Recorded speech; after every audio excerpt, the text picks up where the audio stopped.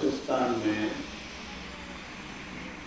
जो पहाड़ी में एटम का संस्थान था उस पर अटैक हुआ और परमाणु विकिरण हुआ, रेडिएशन हुआ और 100 किलोमीटर की दूरी को खाली कर दिया।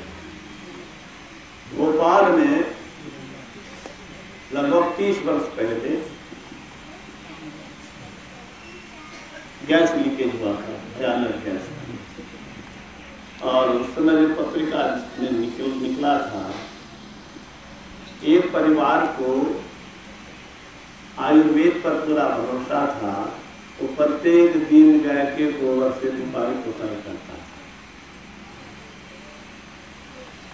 सब जगह रेडिएशन का दुष्प्रभाव हुआ, उस गैस का दुष्प्रभाव हुआ, लेकिन उस फैमिली में कुछ नहीं। ये पत्रिका में लिखा था।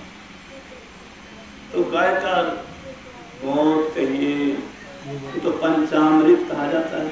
गोबर, पेशाब, दूध, दही और घी, ये 5 चीजें पंचामृत इसकी संज्ञा दी गई।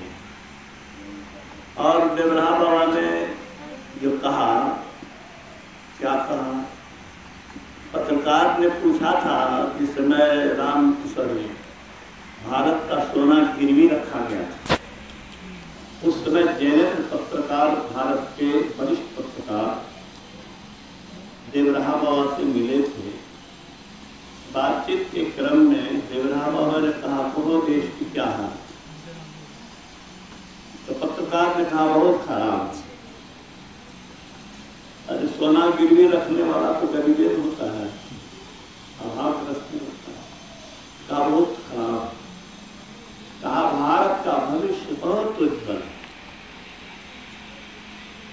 आज हम लोग सुनते रहते हैं कि कितना टन सोना वापस आया। 200 टन मोदी जिला दिवाली कितना? 200 टन। 200 टन दिवाली के रोज मोदी जी से। तो भारत का भविष्य जिस महापुरुष ने 40 वर्ष पहले कह दिया था, वह आज हम लोग देख रहे हैं। इतना ही नहीं, बाबरी ढांचा जब गिराया गया था, देश विदेश में कितने मंदिर ढाए गए, कितने दंगे फसाद हुए, कितनी हत्याएं हुई, इतना जुल्म हुआ था। लेकिन राम जन्मभूमि पर जब पत्रकार ने पूछा कि ये राम जन्मभूमि का आंदोलन चल रहा, आपने आशीर्वाद किया है, कैसे बनेगा? ढांचा गिराने में तो ये हो गया, मंदिर बनाने में क्या होगा? कहा सब आसानी से हो जाएगा। आप जिसको देखना चाहें, राम जन्मभूमि पर मंदिर बनेगा भव्य, इसकी घोषणा का वीडियो आज भी YouTube पर उपलब्ध है। प्रेम से बनेगा, सबके सहयोग से बनेगा, कहीं कहीं हल्ला नहीं, और वो तो हो गया। लेकिन ऐसे महापुरुष ने कहा कि अगर भारत को समृद्ध बनाना है तो गौ हत्या पर प्रतिबंध लगाना होगा, और यही बात गुरु महाराज ने बताई। लेकिन संत महात्मा के लोग तो वहाँ कम है ना। तो जो भी हो, हम लोग अभी अध्यात्म पर बात करने आए हैं। भगवान राम, कृष्ण, शिव आदि की बातें हुई है, संत महात्माओं की बात हुई है, मनुष्य शरीर की क्या विशेषता है ये बात हुई है। मनुष्य शरीर का हम लोग सदुपयोग करें, इसके संकल्प में गफलत में अपने जीवन को नहीं बिता। रे दिल काफिल गफलत बख्त, एक दिन जब तेरे ये अवसर छिना जाएगा, रहेगा नहीं। क्या सोबत गफलत के मारे, जाग जाग जाग मन में रहे। गुरु महाराज ने भी चेताया है, नहीं चेतेगा तो गुरु महाराज ने कहा कि श्रेष्ठ लोग का कहना नहीं मानता, उसका भला होना संभव नहीं। तो भला नहीं होगा तो क्या होगा? बुरा होगा। तो रोने के लिए तैयार है कि ये लड़के भविष्य दुर्दशा से बचना चाहते हो, भक्ति करते हो कि नहीं? बोलो। हाँ, तो रोज माता पिता गुरु को प्रणाम करो। माता पिता गुरु का बहुत उपकार है। प्रातः काल उठ के रखना था, मातु पिता गुरु ना बही माता। जिनके पास माता है, पिता है, सास है, ससुर है, मैं उनको कहना चाहता हूँ कि दुर्दशा से कोई नहीं बचाएगा अगर माता पिता तेरे घर में रोएंगे। भगवान बुद्ध के समय में पटुचार्य जो बड़े संत हुए, समाधिस्थ में उनकी हड्डियों को तोड़ दिया द्वेष के कारण, और वो इतनी शक्ति थी कि साधना जब टूटी, समाधि जब टूटी तो शरीर को सब देखा तो कहा कि शरीर को छोड़ देना ही अच्छा है, लेकिन गुरु का दर्शन करते हैं। योग बल से भगवान बुद्ध के पास और भगवान बुद्ध को प्रणाम करके शरीर को त्याग दिया। शिष्यों ने कहा कि इतने बड़े तपस्वी किए दुर्दशा क्यों? भगवान बुद्ध ने कहा पूर्व जन्म में इसने माता पिता को जंगल में असहाय अवस्था में छोड़ दिया, उसी कारण से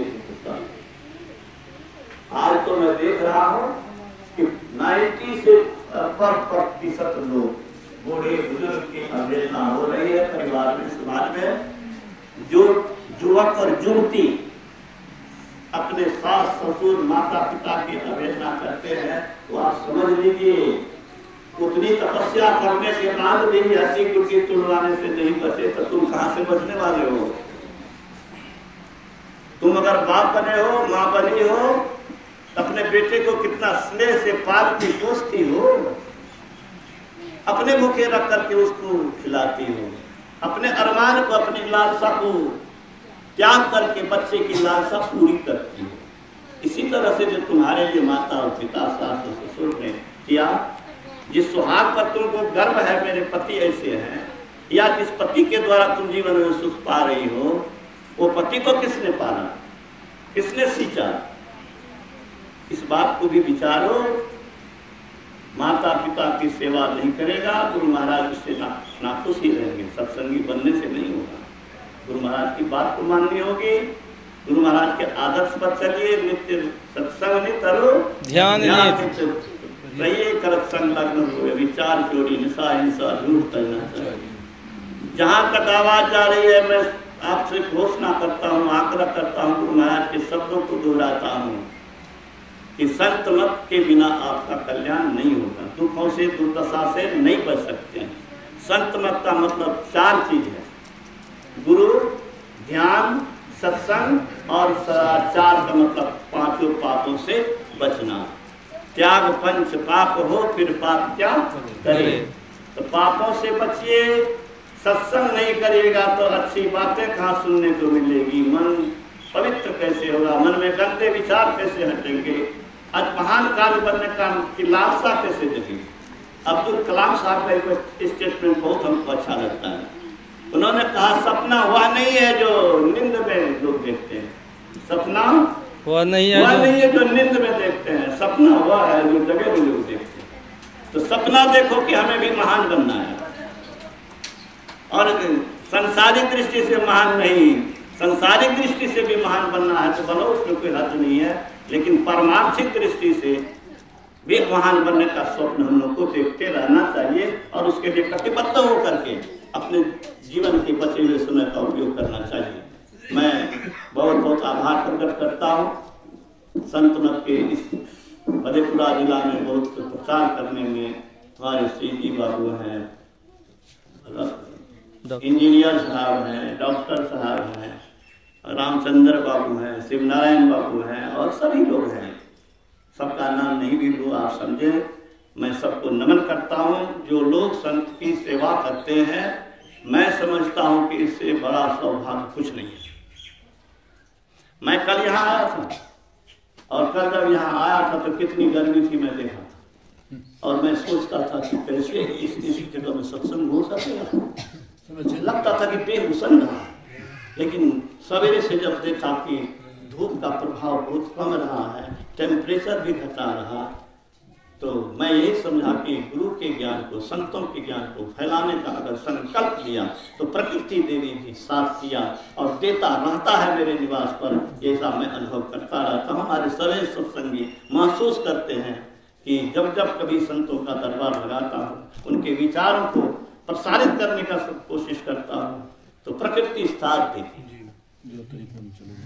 जो कहीं पंथ चले मनवाई तो हरि काहे ना होई सहाय। इस काम में बढ़िए, इस काम में आपको प्रकृति, परमात्मा, गुरु सबका आशीर्वाद और सहयोग मिलेगा। मैं बहुत बहुत आभार प्रकट करता हूँ कि मेरे आग्रह पर आप लोग यहाँ पधारे और इस जगह को ऊर्जावान बना दिया। किसी ने पूछा हमको कि वहाँ सत्संग कराने क्या बात है। मेरे मन ने कहा कि मैं वहाँ की मिट्टी को ऊर्जावान बनाऊं, जगह को पवित्र बनाऊं, उस जगह को आध्यात्मिक किरण वहाँ से निकलनी चाहिए।